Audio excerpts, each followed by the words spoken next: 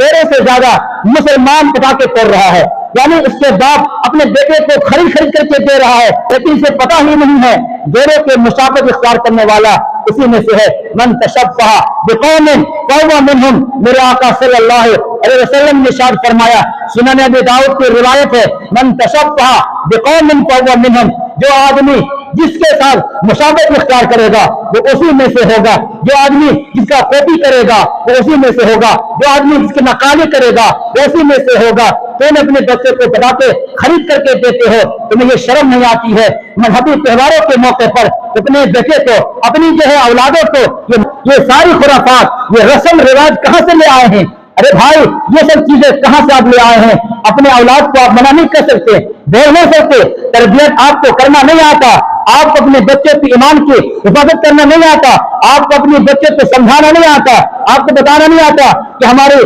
تعلیم کیا ہے، ہمارا قرآن کیا ہے، ہمارا قرآن کیا کہتا ہے، ہماری حدیث کیا کہتی ہے۔